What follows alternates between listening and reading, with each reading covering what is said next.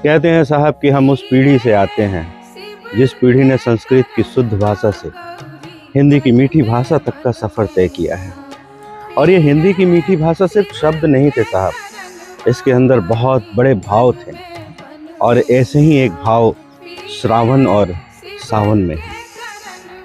ये मान्यता है कि श्रावण मास में ही समुद्र मंथन हुआ था और उसमें सारे देवता और असुर ने विष पीने से मना किया तो भोलेनाथ ने विष पी लिया।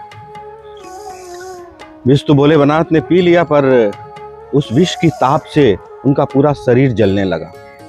और ऐसे ही जलते हुए शरीर में जब वो अपने घर शिवाला पहुंचते हैं तो उमा, उनकी पत्नी, उनकी अर्धांगिनी पार्वती माँ ने कहा कि यूं ही झूठ मूठ का बोलते हैं ना भोलेनाथ कि मैं आपके दिल में निवास करती हूँ। विष तो पी लिया, अब आप ही नहीं बचेंगे तो मैं कहाँ से बचूंगी। और यह सुनना था कि भोलेनाथ ने विष को अपने कंठ में रोक लिया और नीलकंठ कहलाए। और इस सावन मास में जिस तरीके से बारिश होती है भोलेनाथ के ताप को कम करने के लिए, जिस तरीके से एक लोटा जल हम भोलेनाथ पर डालते हैं उनके ताप को कम करने के लिए, पेड़ पत्ते खिल जाते हैं, सारी ओर खुशियाँ होती हैं, पंछियों का कलरव होता है, कितना खूबसूरत मौसम होता है।